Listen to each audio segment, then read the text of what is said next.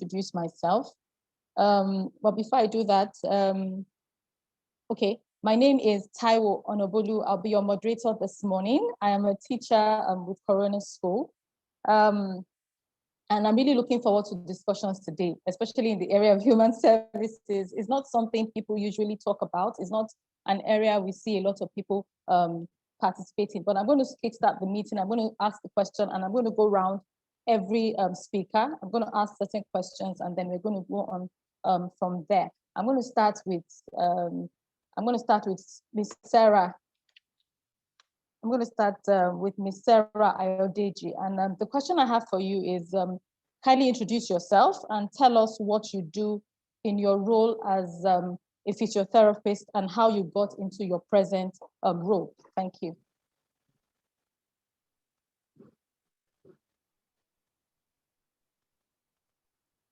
Yeah, muted. You have to unmute yourself. Thank you. Unmute. Okay. Good morning, ma. You can hear me? Good morning. Yes. My name is Adedoyin, Occupational Therapist.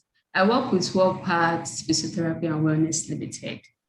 So it's more or less like a rehab center where we offer services like physiotherapy, occupational therapy, and speech therapy. But my own specialty is occupational therapy.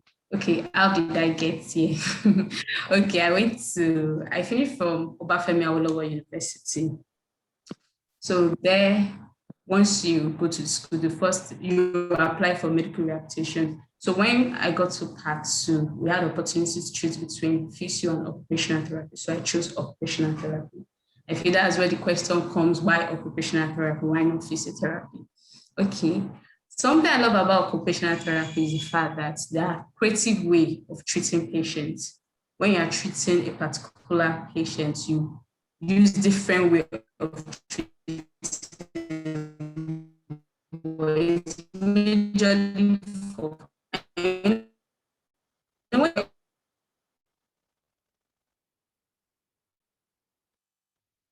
is what puts money into your pocket doing. But we see occupation, like for instance, this morning when I woke up, I had to brush my teeth, I had to take my bath, I had to do a whole lot of things. And there are people that have issue with doing this. So our own is just more or less functional rehabilitation to ensure that regardless of your impairment, regardless of the disability, or regardless of the illness you've had for a long period of time, my work is to ensure that you're able to go back to your normal function prior the surgery or the injury. So occupational therapy is like a profession that ensures that you're able to, that ensures that the people involved are able to do what they used to do before the surgery or before the illness. That's what OT is all about. So my one is just to improve my functional independence of my patient, to improve the quality of life. So depending on the illness or depending on the injury, then you know, okay, if the patient needs an adaptive equipment or an assistive equipment to return the patient back to his normal function. But funny enough, I prefer a slide for this, but anyway, that is all for now. Okay, thank you so much. Thank you. Wow, I learned so much from that. I'll go on to Mrs. Abdul. The same question. Kindly introduce yourself and tell us what you do and how you got into your present role. Thank you, ma'am.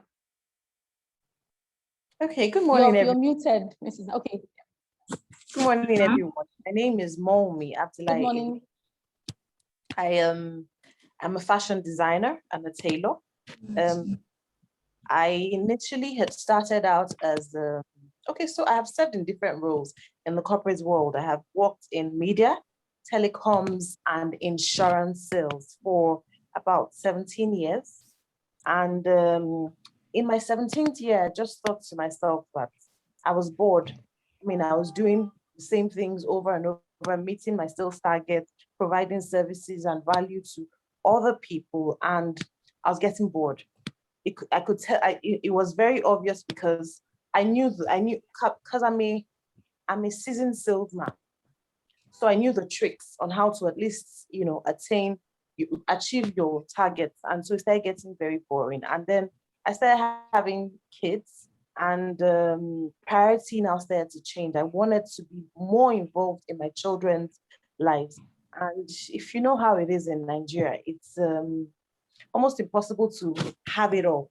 You know, to balance it, you have to do more for one than the other. And I decided to choose prioritizing taking care of my kids. And the question was, I'm such a restless person. What's next? What do I do while at it? Now that I have a lot of time on my hand. And so because I had already started to sell children's clothes while I was still in paid employment, I decided, why not start to make clothes? And so first step was to go to a fashion school, learn how to sew. That was the very first step, because you don't want to be in an art or trade where you have absolutely no skills or no knowledge about it. So the first step was to go into a fashion school. I did that for about 9 months, and then I now employed different profiles of tailors and started. So now I run a fashion outfit called OmowunmiOloge. We offer bespoke and ready-to-wear tailoring services. It's I'll tell you for free that it's fun.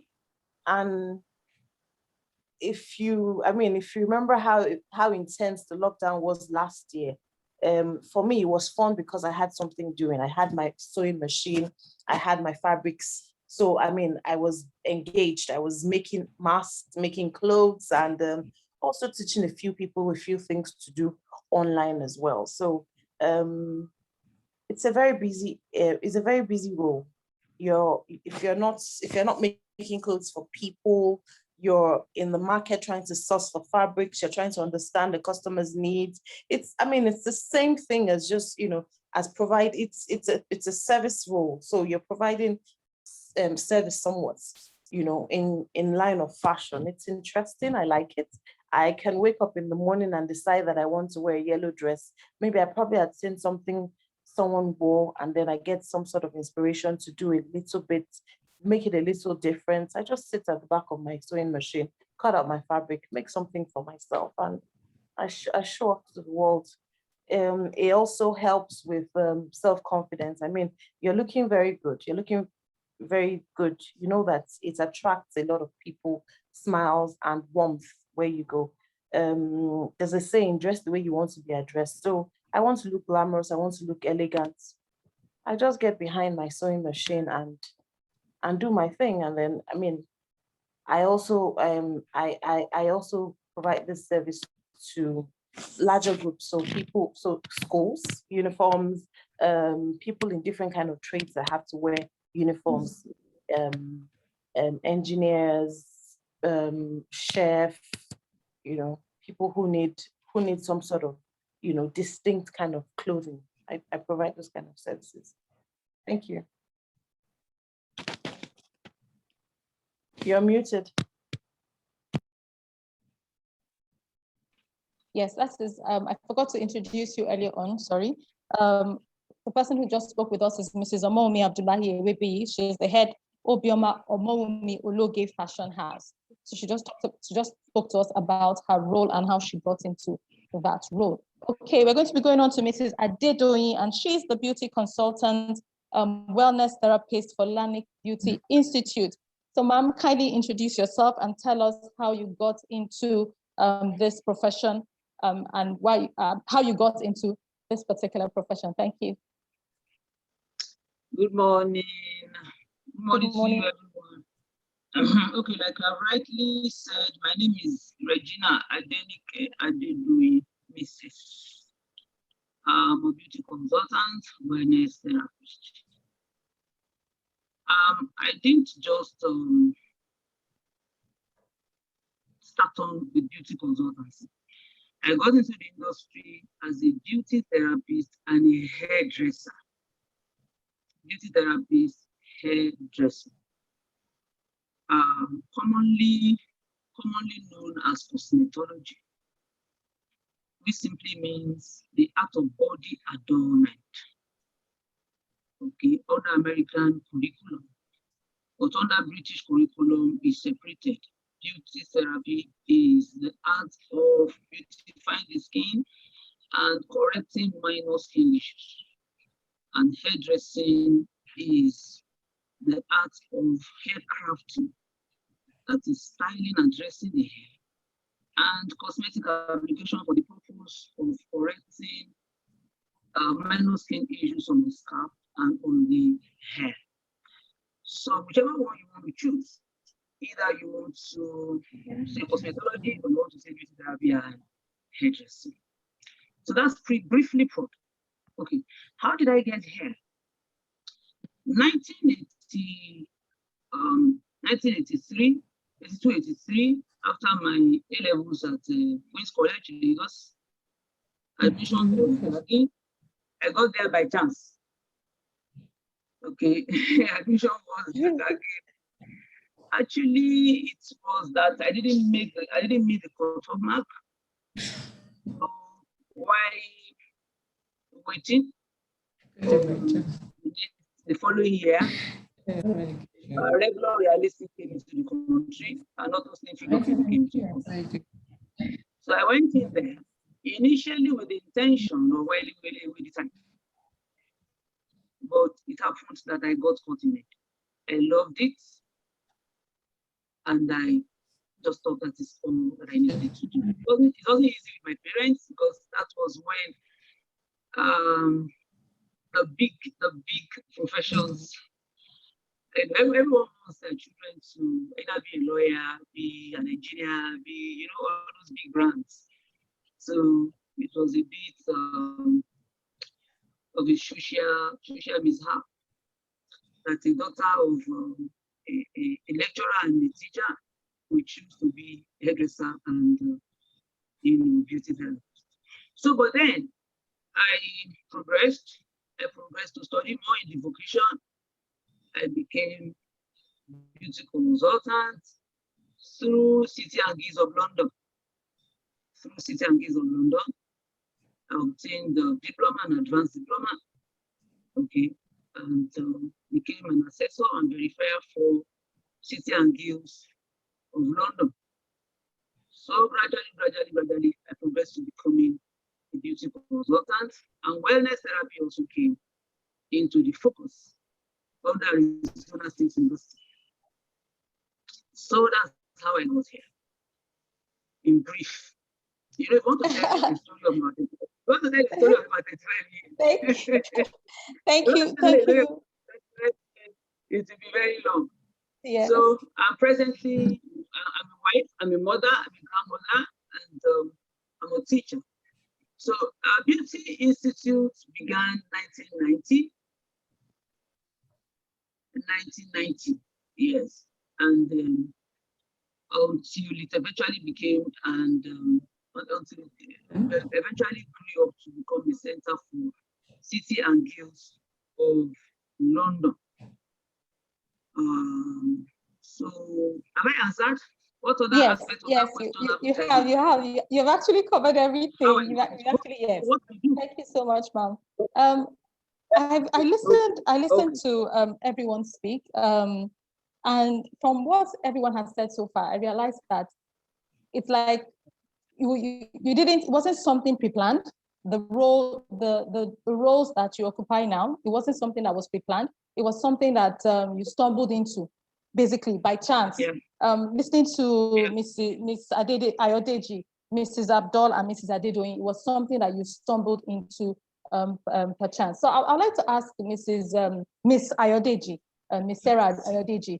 Yes, kindly explain in layman's terms what occupational therapy is, because you talked about functional rehabilitation, when somebody has an injury, taking care of the person and all of that, getting the person back into the way the person was before the person had an injury or had an issue.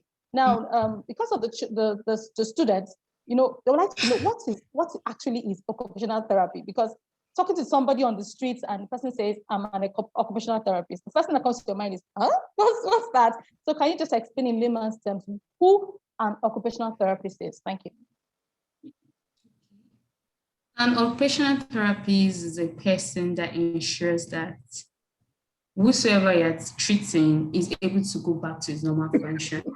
I feel what I want to start is Occupational therapy is something that has the physical and the mental aspect. So when you're treating a patient, you assess both the physical and the mental aspect of the patient.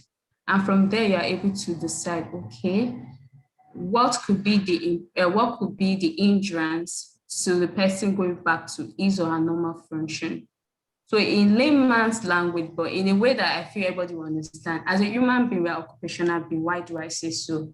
Every part of your body has a function. My eyes have tea, my hands has a function to do things like eating, like bathing, like feeding. So every part of the body has a function. So occupational therapy is interested in what you do on a daily basis. I'm interested in you being able to bathe yourself. I'm interested in you able to feed yourself. I'm interested in you being able to dress yourself. I'm interested in everything you do on a day-to-day basis. I can remember telling somebody that OT is interested in what you do from your waking time to your sleeping time. By the time you wake up and by the time you sleep, I'm interested in everything you do for that day. So that's what occupational therapy is about. And there are different specialties in occupational therapy. We have our relevance when it comes to the mental health. When we talk about mental health, we have that of adults and we have that of children. When we talk about children, we have that of children that have there are children that have trying to look for a condition. Okay, let me first of all go to the adults. There are children that have like substance, there are adults that have substance use disorder problem. We're interested in such person being able to make effective use of his or her time. So that's why we do something like do an assessment, what we call a interest checklist assessment, to be able to say, okay, because of so reason, or because of from the assessment, we can say, okay, this person will be able to benefit in this particular aspect of the person's life. So when we assess patient, we assess the self-care of the patient, of the person. We assess your productivity, that's work. We assess your leisure, how you spend your free time. So occupational therapy is all about bringing people from is more or less returning people back to their normal function. That's what occupational therapy is all about. And also when I mean it's improve independence, make you to be able to do your things on your own without having to depend on other people to do it for you, regardless of the limitation. Limitation could be the activity you want to do. Limitations could be from your aspect, that's an impairment. That's when we talk about things like an adaptive equipment to help you to do some things. Like, for example, I had a patient that had tremor, and what I had to do is to get an adaptive equipment that helped in the grip, helped the person in handling the utensil, and the person was able to feed. So my own endpoint is my patient being able to feed herself. So in the layman language, occupational therapy is a profession that helps people to recover their lost motor function using activity of daily living. Okay, thank you so much. Thank you so much, Miss AYODEJI. Wow, so now the children will have an understanding of who an occupational therapist is. Whilst you were talking, Dr. Mustapha joined us. He's Dr. Mustapha TOYIN Sanbe, Ph.D., the consultant in charge of the Sanbe Memorial Counselling Clinic. Good morning, Dr. Sanbe. It's good to have you with us this morning. I had asked our panelists some questions, and I'd like to ask you the same question. Kindly introduce yourself and tell us what you do in your role as a counselor, and also how you got into this present role. Thank you, Dr. Mustapha.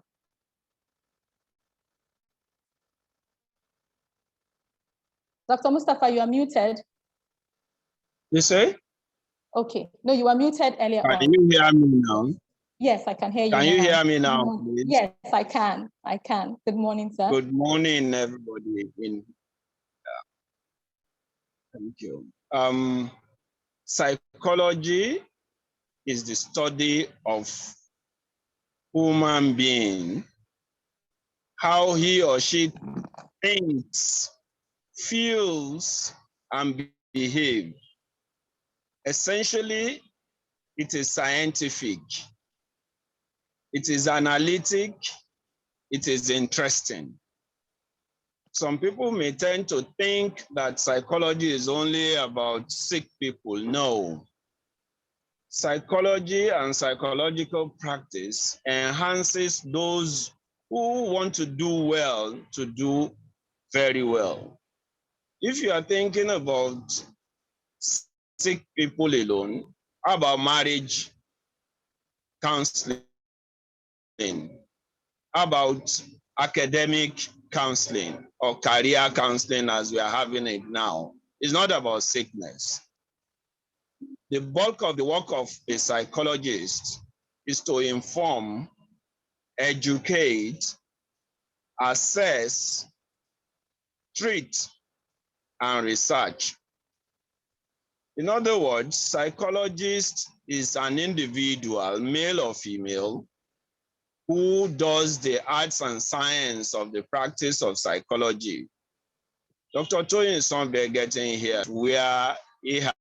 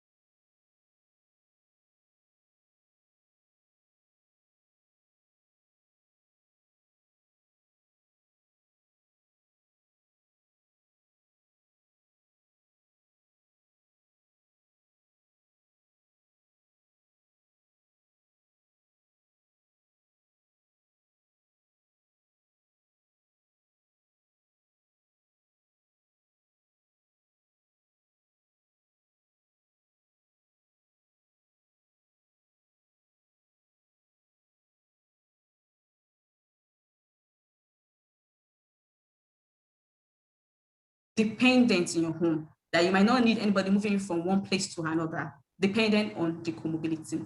Another thing that makes OT important is also we have the mental aspects. That's for people that here, it could be substance use disorder. They can also benefit from occupational therapy service. Another thing is more autism. Children that have sensory issues, some of them have behavioral issues, they can also benefit from occupational therapy. Even cerebral palsy children can also benefit because of the major work of children is play. And it's from that play, they are able to learn different things. From children, due to, let's say, muscular skeletal disorder or due to a developmental delay, they are not able to do this. And occupational therapy is always there to equip them in attaining all this development. Occupational therapy is broad and it's very, very important in every phase of our life. Children is important to the children, is important to the adult folk, is important to the older age.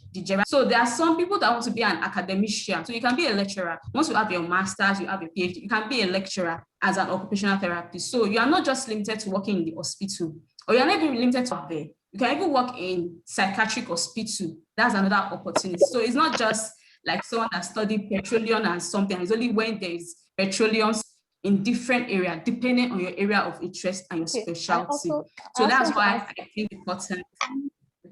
Okay, thank you. I also want to ask this for the juniors in our midst, because yes, most of our core audience are students in secondary school. But for the juniors in our midst, the question that comes to their mind is particular line, this profession as an occupational therapist. What subjects should I take in school? What are the subjects I need to think about? I need to focus on so that at least I'm on the right path to becoming an occupational therapist. For me, I started as a science student. It paved the way for me. So as science student, English is important. O-level, the aspect. English, mathematics also is very important. Then even physical health education, I also find it very important. It taught me in PhD, but there's an aspect that deals with health in PhD. PhD is also very important. Then computer is also important. Presently, one ISTA health management, something like that. ISTA achievement is for anytime you see a patient, you register the patient there, you document. Paperless. There's a time that paper will not be as useful as it used to be before. So it's very, very important that they take computer they take it very serious. Very, very important that I feel that has answered the question. Okay, yes, it has. Thank you. I'm going to ask Dr. Mustapha Sanbe, what subjects should they take to become psychologists? Because you mentioned the difference for those that are interested in coming into this particular path. Thank you very much, Sister Taiwo. I think basically English, mathematics, sacrosanct. You can't run away from that. English will be the language of communication. Mathematics will be the language of analysis, assessment, and research.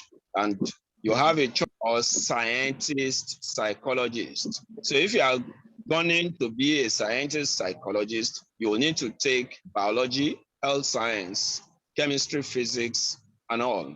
If you are looking at this, then you're, like I said, English, math, standard, sacrosanct. No area of psychology or division of psychology that will not do assessment, that will not do interpretation. So these are the reasons why English or medium of communication or language of communication is very key, as communication itself is an essential skill that a psychologist, health science could pass, physical and health education subject could pass, sometimes government could pass.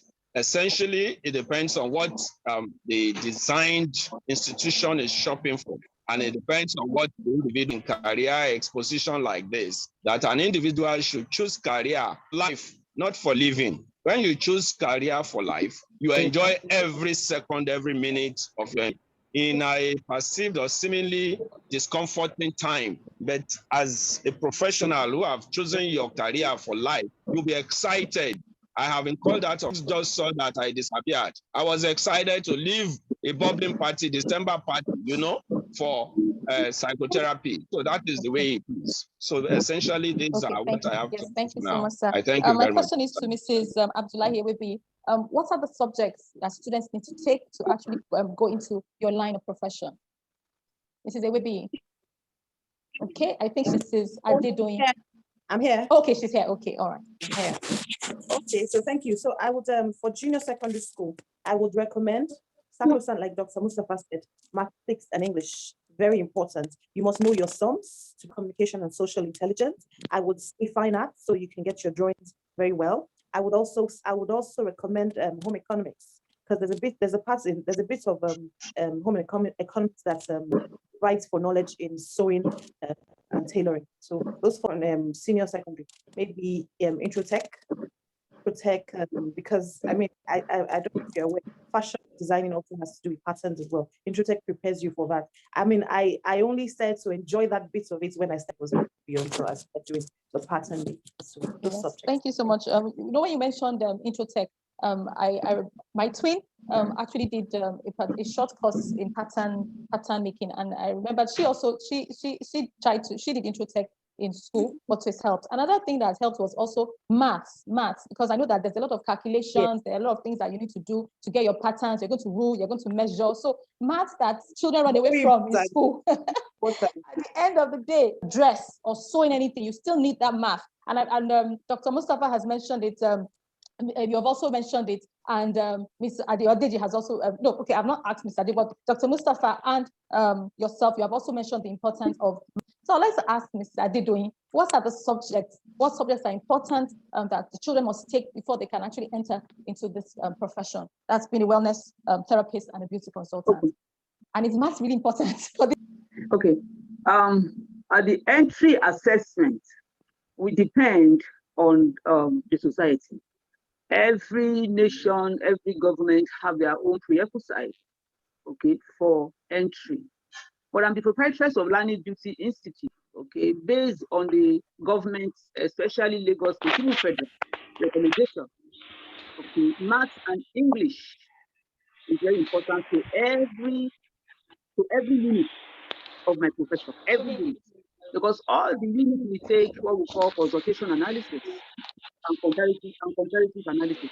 Consultation analysis, pattern analysis of the crime-related analysis is going to analyze cosmetics, is going to compare cosmetics with cosmetics. So maths and English, and because of communication, English becomes very, very also important. English is our legal function. Okay. Now, apart from those, I'm just going to, because it's very wide. So let me just speak the vocations that is combined. For a beauty therapist, you will need sciences, especially biology, okay, and the chemistry, because you will be interface cosmetics ingredients. So science is important because you are going to learn human anatomy. Biology is very important under beauty therapy because your knowledge of, okay, which is me, is very important to fitness. Okay, so at least 2 science subjects, biology and chemistry. We prioritize that. And maths and English. Okay, so for hairdressing, art students, may do well. Art students will do well in hairdressing. Okay, so but a cosmetologist is now referring to hairdressing that is thinking of including hair and scalp management. Okay, we also need chemistry, and we also need biology. Okay, so that is simply time. Okay, now, but what I will say here is that you don't need to be a C, you don't need to be a credit student in these sciences to come into my vocation. You don't need to have a C. So you sciences, because the sciences there usually I think they are elementary sciences like atom and molecule, like basic human system, human anatomy, you understand, like compounding, factors affecting the risk of reaction, 3 states of matters, and all of that. So those are still from three GSS sciences. Now, finally, to rise to skincare management and consultation, okay, you will need good knowledge in the sciences. The elementary sciences may not be. There are some social courses like business study. They don't do business study again now, but is good. I think that is it. Okay. Usually, it's at diploma level. You don't become a beauty consultant at entering into the beauty industry. You don't start by studying beauty consultancy. No. Okay, you don't even start by studying wellness therapy. It's beauty therapy, which is the main program, okay, and then hairdressing and hair and scalp management main program, beauty journalism main program. It is after you have gained expertise in this progress to becoming an advanced holder in the beauty industry. Okay. Have I said yes. that? You mentioned the last thing you mentioned. You actually mentioned that you don't go direct to becoming a consultant. You have to. There are certain levels. My next question flows from what you just mentioned. What are the routes? What are the post-secondary school routes to getting into your profession? What are those things, those levels, the routes? How does one get to that particular point? Secondary route meant that the person will be studying one program or the other, maybe at the tertiary level. Is that a nurse will do well? A nurse will do well in beauty therapy, for instance. A nurse will do very well. A doctor will do well in wellness therapy. A doctor will do well in wellness therapy. A teacher will do well in anybody in the area of arts. Anybody in the area of art, management. Anyone that is in social sciences, anybody that is in the social sciences, for instance, we do well in consultation and retail opportunity. So every vocation, the long and short of this is that every profession, be you a psychologist, be you a teacher, be you a physical education, graduates, be you whatever, be you business administrator, you will find your link have learned which you have. Even home economics, even secretarial study, everybody will have an exception. There is hardly any profession, any industry that comes into the beauty about what you have learned or what you are doing presently, okay, that you will be exempted from. That is related to what you want to do. Yes, you're making sense. Thank you so much, ma'am. I'd like to ask Dr. Mustapha the same question, sir. What are the routes? What path does one need to follow to actually be set off to read psychology? I didn't get that part. I think you mentioned OAU. Did you decide, okay, I want to be a psychologist, or did you start reading a particular course and then you now moved on to psychology, or was psychology the foundation? Okay, I think I have lost Dr. Mustapha. He's not here at the moment. So I'm going to ask Mrs. Abdullahi. So Mrs. Abdullahi, I know that your own story, you didn't go straight into fashion. I know that you had mentioned that you actually did different house. So can you explain to the students as in the route you took to get there, or if there's actually a structured route that one can take post-secondary school to becoming a fashion entrepreneur? So yes, there is a route. There's a process. The courses being served in higher institute, I would recommend students who are interested take courses in the different courses to take when you get to the higher institution. By higher institution, I recommend strongly Yabatek. Yabatek is currently, they're well equipped to provide knowledge on fashion designing, textiles and apparels, garments making. Fashion also has to do with knowing your colors, knowing styles, knowing fabrics. So it's important to know that there are fashion designing courses, there are tailoring courses, there are garment making courses available in higher institutions. Yabatek, to be very precise. There are other schools, but I went to Yabatek with Mrs. Adedoyin, thank you very much. Like Mrs. Adedoyin's training centers. So we have Lagos licensed training centers as well that offer courses that help build you into fashion design and garments making. I would also, a fashion outfit should also work as an apprentice first. We're very quick to want to start big, but even the Holy Book says, despise not the days of little beginnings. Even though I had worked in the corporate world for over 17 years, I did my 6 months in a fashion house. It helps because it helps you understand the process from start to finish. It's not just about sewing the dress and giving the customer. You need to understand body types. You need to understand what's in your sums. If you don't know how to calculate, you would, not just for making money now. I mean, the bit about the body type. Somebody might be a plus size. You may be big. You may be heavy in your tummy and smaller in your lower body. You need to understand those details in the well-fitted dress. You need to be able to speak to people because it's also a social kind of career. You need to be able to speak to people. You need to appear confident. So serving in a fashion, also the behavioral patterns of tailors, because you're going to be working with different kinds of tailors and being able to put them together, because most tailors that we find here in Nigeria, and I'm speaking from experience, they can use pink thread to make a white dress. It doesn't matter to them as long as it's stitched, so you need to be able to understand how to work with them to achieve, success. What else? The courses online, but I'd recommend that you first go through the physical trainings, the schooling, before you do those courses online. The courses online, you can specify, you can decide to specialize in actual making, bead making, the different aspects of fashion designing that you can, but start first from getting what works for you. Thank you. I hope I have answered. Yes, you have answered the question. And whilst you were speaking, it was just this came to mind because there are some, like for instance, there are people that start off, okay, I want to go to a particular university. I want to go to, like, maybe they don't have the finances to actually go into school, like they want to go into school. The finances are not there, so they can't even afford to go into school. So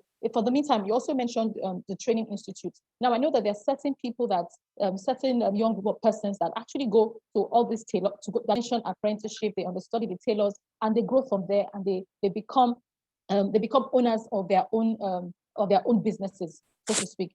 How is it really necessary, or should I say, is it really compulsory that they must go to school, or they can also follow that? Oh yes, it's they can go through vocational training centers. I know Lagos State, for instance, provides free trainings for people who want to learn fashion designing and tailoring. They provide free, so there are different trainings. Yes, please, by all means, it's not compulsory because not everybody can afford it. And then maybe there's the jam factor waiting for results to come out. Yes, there are training centers that you can they provide these services for free. You just need to go to your local government area, your local government office, find out the nearest fashion or tailoring institute around you that offers this service and go and register, or go to the sites. They have the information there too. I'm not sure what applies in other states. I know for Lagos State. Okay, thank you so much, Mrs. Abdullahi. This is really very important for the students to actually get this information. So for those of you that are interested in this particular field, you can actually check the websites that Mrs. Abdullahi has mentioned. Now, Mrs. Abdullahi mentioned something very important, area of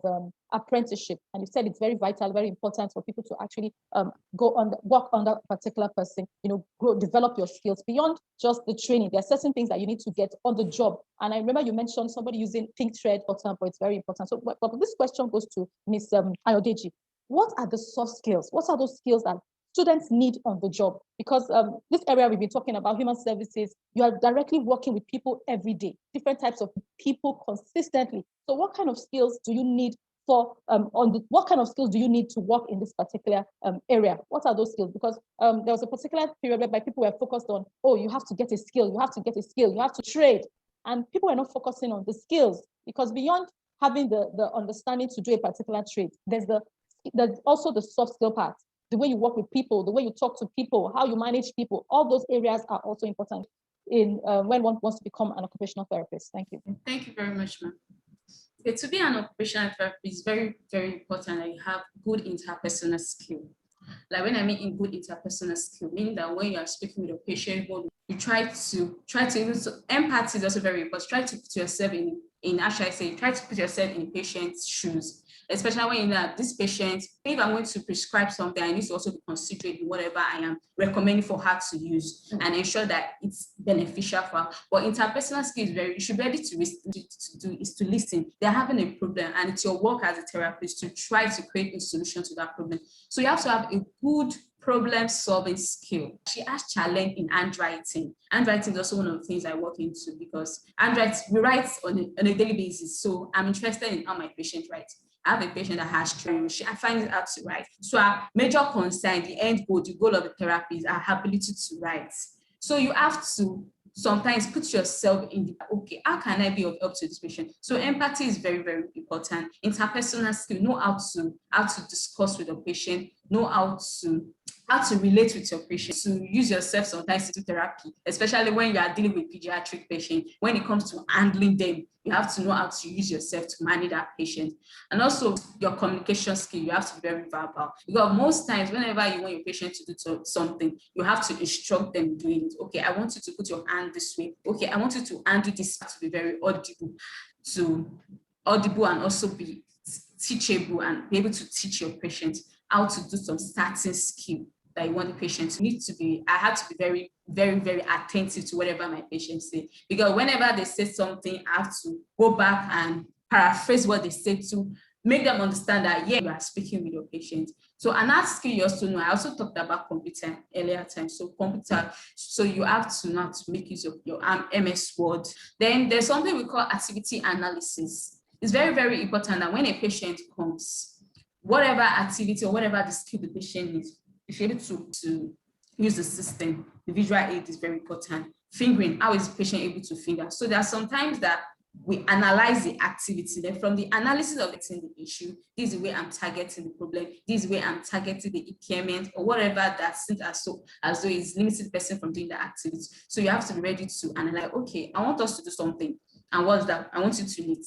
Yeah, how did I learn it? Funny enough, I didn't learn it in school. I learned it from my sister. I learned how to knit. And why is she knitting? She's knitting because she's trying to strengthen her finger to do something, to do an activity that will be much more purposeful and meaningful. So any activity I'm just doing, is it meaningful? There are patients that have issue with dressing skill, with dressing themselves. You have to think of an adaptive utensils. So, and also it's very, very important that you have to be a reader. I don't know if it's a soft skill, wow. but you have to read, because of your reading does not end in school. You have to keep doing it day by day. This complaint, how were they able to tackle it? So it's very important. And I want to ask a question from you. There was a question you asked that people didn't ask. Okay, which question? So I'm so sorry about that omission. And the question of the route to get to that. You could tell us. Yes, you can. Can I answer the question now? Also, is the fact that I've come to realize, and from my experience, that the school I finished from Obafemi Awolowo University, Ile-Ife. And when my admission for introducing medical rehabilitation therapy, but such you don't have in other universities, like Unilag only gives you physiotherapy, other school gives you physiotherapy. For right now of medical rehabilitation in occupational therapy, and it's a 5 years course. Then after you do the course for 5 years, you'll be given the opportunity to do what we call internship. In internship, go into orthopedics and PLS, geriatric, that's the care of the elderly, pediatrics, that's the care of children, mental health condition. So you have opportunity to go to different varieties, different specialty. So from there, you know, okay, this is my interest. This is what I want to focus on. Then after, we have a licensing board. Even while you are done with school, they'll give you a provisional license. After your internship, is your provisional license you use for your internship. After you're done with internship, you'll be issued a therapy. So Medical Rehabilitation Therapist Board of Nigeria is one that regulates occupational physiotherapy, speech and language therapy, prosthesis and orthosis. There's also and please, I want to please say something again. Another route, I will try to be fast with it. Another route is if you are not able to go directly through the university, you can also offer diploma to Shudi. There are no School of Occupational Therapy that's at Benin in Edo State. So you can go through that route, but they'll give you diploma in occupational therapy, direct entry to Obafemi Awolowo University. So you just enter into part 2, then you end it in part 5. Although I also know of people that after they are done in FSUT, that's the Federal School of Occupational Therapy, University in India, one is called MUSTAPHA, one is called SRM. But one thing I want us to note is that before you go into any school, especially if you want to do occupational therapy, you have to be sure. So that's just what I want to verify. Thank you so much, Mrs. Adedoyin. I'm sure the students will appreciate this breakdown of what they need to do, because I know that they are different. You have students that are going to universities to study medicine with the requirements to actually do that. So this is actually also another area they can actually look at. This is something that they can research to find out if it's something that they can do. And you've also given us the different routes. I'll go to ask Mrs. Adedoyin. Mrs. Adedoyin, what are the soft skills that you require as a wellness therapist, as a beauty consultant? What are the soft skills? What are those things that the students need to have? What's on the job, basically? Thank you. Basically, morals. Thank you. Apart from the academic competence that is required, apart from that, it now boils down to personality profile. The personality profile of the individual that is coming into the industry. A beauty therapist must be temperate. Okay, must have empathy, must be able to empathize. So good upbringing is it's a very strong prerequisite. Parameter for communication. Parameter for okay. Could you please explain what you mean by good upbringing? Because are you still listening to me, yes, or you have interrupted? No. I'm listening, but you mentioned good upbringing. So I just wanted you to explain what you mean by good upbringing in this particular context. In this particular context. Okay, for instance, brought up to exchange pleasantry, good ethics, a child that is respectful, that understands the place of respect, mutual respect and understanding among peers, a child who has been brought up to understand the effects of non-verbal communication, for instance. Okay, because today is have you seen what I've done? They basically don't care. Non-verbal. Hey, they don't. Not that they don't care, but they just are not trained to understand the place of gesture in communication. Patronized somewhere before. I mean, a particular therapist, maybe because of her rude posture. So that's what I mean. So when you say upbringing is very wide. It's not expedient, for instance, to teach my students on the importance of hygiene. So he ought to have been, taught on the importance of hygiene before coming into the industry. Okay, the importance of the inner parts. Okay, so some of those things, some of those will help. It's very wide. It's very wide. Normal home, normal domestic. Usual normal domestic. It will help the child in the industry. Okay. Yes. Thank you so much, Mrs. Adedoyin. I would like to ask Mrs. Abdullahi-Ewebiyi the same question. What are those soft skills that are required on the job? Because for a fashion house, I'm sure you interact with so many clients. You interact not just with your clients, you contact with people on a daily basis. So what are those soft skills that the students need to have to come into this particular area? Thank you. Thank you. So very quickly, I would say it's important to be polite at all times. It's important to be patient. You have to be extremely patient. You're dealing with all groups of people. You're probably dealing with high net worth individuals, regular people, so you must be patient. You must have listening skill. It's extremely important. You might have someone walking and is not pleased with something that you have done and very upset in the face of that person. That's what's the big deal. I can do this very quickly. You also want to be empathetic to the person. You want to be kind with your words, especially when you're working with tailors. You have to be kind with your words because we from different upbringing backgrounds, and so what they may not know, the kind of exposure that you have, they may not have. So you have to be very kind, you have to be extremely patient and kind with your words. Thank you so much. For the students listening in, I want you to realize that this is very important, this area of the soft skills that you need on the job, because it's not about just getting the skills, having the knowledge of the job, but it's also your attitude on the course, their attitudes. They're not really working on the kind of attitudes that they exhibit. They're not really bothered. That's, I don't care. I'm brilliant. I'm intelligent. I know this work. Nobody can tell me what to do and all of that. But these are things that I've been every one of you to actually exhibit. Your attitude matters. The way you relate with people, the way you talk to people, the way you listen. And like Mrs. Adedoyin has said, even your non-verbal communication, how you look, your posture, all of that is actually very important. They're important on the job skills that you must have. Thank you so much, ma'am. And now, what challenges do you face in this particular profession, and what are the challenges that the students can actually face in this particular profession? So I'll start with Mrs. Abdullahi, because she's the person I spoke with. There are so many challenges, but even as a Nigerian, there's so many challenges. There's so many. But very long list. Very long list here in the good, especially when you have the passion to want to offer this service, to live this lifestyle that you have chosen for yourself. You must always look for the good in everything. What are the challenges that really support you?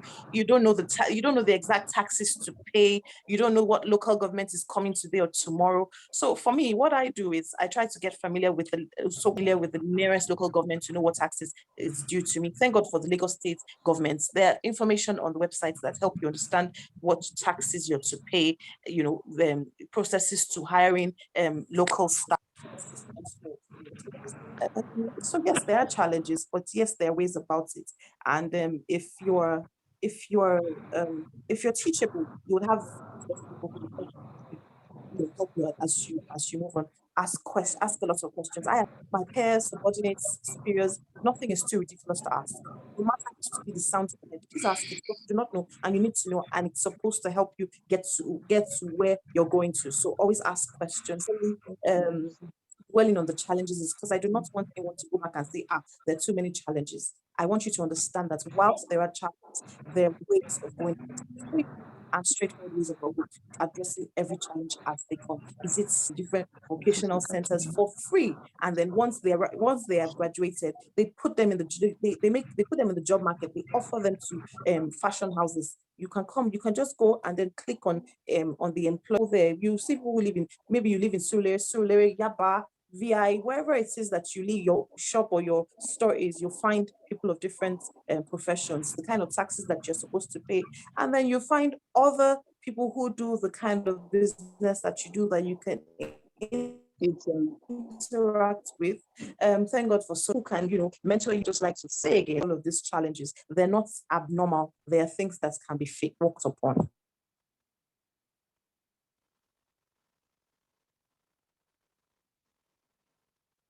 Okay, thank you, ma'am. I think I've lost thank you. Mrs. Abdullahi. Okay, thank you. Yes, Miss AYODEJI, what are the challenges in your area of profession? As in, what are those things that the children need to know? Thank you. I'm trying to. Okay. You're muted. Thank you. Thank you very much, ma'am. Okay, there are a lot of challenges. I can remember when I was discussing, we had that discussion in my with my folks, like my senior colleague. We were talking about a particular word, that there's no profession that does not have its own challenge. Doctor will say their own, that's why they go on strike. So every profession has one challenge or the other. But anyhow, so challenges, and doing a lot of, I feel one of the challenges we have in OT for me, that's my own personal take. We need to do more research work, but I just believe nationally in Nigeria and even international, we need to do more research work. Even me, I'm also talking to myself, I need to do more research work. Because I can remember having this discussion with somebody when I say global relevance, or worldwide relevance, the profession gets. So more research work. So it's very, very important that we need to do, because they are not, I believe if you do much more, we get is that I've come to understand the fact that some people, they stop at diploma level. In Nigeria, I don't know about other country, but in Nigeria, we're more diploma holder than BSc holder. And that will not make the profession good to me. If you're having more people that are getting diploma, when I mean diploma, I mean OTA, more OTA, our relevance a bit low. I feel it's something that I cannot do on my own, but I believe that if more university give people the opportunity to obtain BMO of occupational therapy, the number of occupational therapists we have in Nigeria. Because I can remember the last time I was chatting with a senior colleague of mine, was like, it's abroad. Everybody's running out there because there are more opportunities there, and and OT has a lot of relevance there. So that's why most people are running. But if I have the opportunity, I will run. But I'm just telling you my own. I'm just saying my own. But if they pay me more, they will run. If I should tell my parents that I got a job vacancy there and they say I should be coming, so I will go. So I'm just telling you what's going on over here. That's why I talked about, when I talked about people obtaining diploma in OT, I try to emphasize in school to have their BMR in OT. Presently, we don't have a university that is giving us MSc in OT, which is not too good. So if I want to do my MSc, I should go abroad. I'll go over there. But what I'm just trying to say is the fact that we have more OTA than OT. And to me, in a way, it's a challenge for the profession to grow. That's it. Because this profession is growing. It's a great profession, but I don't believe we could do much more. So what made me to join in this talk, I see it as an opportunity to talk about my profession, to advocate and encourage people to go into the profession. So we need more people to do that. Convener or the Save a Child, Save a Nation, for making it, for this platform to add this talk to this young man. I really, really appreciate it. So I just want to support it. Thank you for this opportunity. Over there's more opportunity. There's more opportunity. So if you have more channel as an occupational therapist to do what you know how to do well, it's really going to up this profession. That's just it. We find that at least I can see myself, I'm working somewhere. I'm working in a rehab center presently. So I'm offering my service here. So one way or the other, we find a way around it. So okay, Mr. Adedoyin, from Mrs. Abdullahi-Ewebiyi and from Mr. AYODEJI, I can see that, in fact, we start to list the challenges. You will leave here this morning. Okay. For the first time at this webinar, am I right to say this is a webinar? Yes, am I right? Yeah. For the first time at this webinar, I'm grateful for being the last person to be called. Because I mean, so everybody, okay, at LANNIK Beauty Institute, we say that LANNIK Beauty Institute is powerful enough to surmount every challenges that is before. Direct relation, we say that you, alumni of LANNIK Beauty Institute, you are also powerful enough to surmount every challenges that is before you, because the curriculum of the training and all the components of the training both both extracurricular or the core training content. Okay, it is intended to empower you not only for now but for but for later. Okay, and permits me to express another side of me that is here, because I'm a child of God. I'm a pastor by God's grace. The Bible says in 1 Timothy, I think 1 Timothy 4, it says that godliness is profitable unto all things. Okay, it says that the physical we have, it has its own value, but that godliness, has value that is very broad. Everything that poses as a challenge in my industry, okay, centers around on godliness. Integrity is a content of godliness. Okay. Study, seeking is content of godliness. Okay. Self-motivation is a content of awareness. Even self-awareness, all of it is a content of godliness. So I zero all the challenges that confronts the industry, whether internal or external. If I say internal, I'm referring to the social challenges. For instance, we're at post-COVID now, and everything suddenly changed. Everything changed. The way you do hairdressing, learned health and safety, okay, and beauty science. If you had not shown, yourself off it, caused by laziness or presumption, that what is that knowledge is related. Okay, COVID has made health and safety compulsory. So health and safety that they are teaching now is what you have been taught. Okay, if you are trained properly. So it's ungodliness. It's a background that is formed via ungodliness. Okay, if we have settled, sorry for what I'm saying, if you are settled in Christ, do you understand? All these challenges will have been ahead. You understand? We have been ahead of us. Okay. Well, how will I thanks to a client who has been paying me premium, all of a sudden is asking for credit? Am I making sense? So wisdom comes to play. Okay, wisdom comes to play. Okay. We have less than a minute. We just have a minute left to round up this session. Okay, as a roundup, for instance, I've zeroed everything to godliness and ungodliness. The challenge is that I have discovered from experience those of God. Okay, so we bring that in at the ritual. Okay. Thank you so much, ma'am. I want to use this opportunity to say thank you to Mrs. Adedoyin, Ms. AYODEJI, and Mrs. Abdullahi-Ewebiyi. Thank you so much. And Dr. MUSTAPHA. Some network challenges, so that's why he's not with us at this moment. But thank you so much. I'm sure the children have learned so much, and they're also, in fact, for me, it's been an enlightening session, because areas that we don't usually focus on, they kind of equip to it, and we have more understanding about the path, to tread. So thank you so much. Please, can we hear Mrs. Abdul? I beg. Okay, Mrs. Abdul, in 2 seconds, because we just have 10 seconds left. Students, please do not plan to leave Nigeria. We are the ones who will create those opportunities that we do not have. It's important. Why? Extremely important. I will tell you for free that I have the opportunity to be a citizen elsewhere, but I would not go. I will sit here and build. Okay, thank you so much. We'll be leaving the breakout room now. Thank you very much. We'll be going back to the main session. Thank you, everyone. Sister Taiwo. You're welcome, ma'am. Thank you. Thank you so much.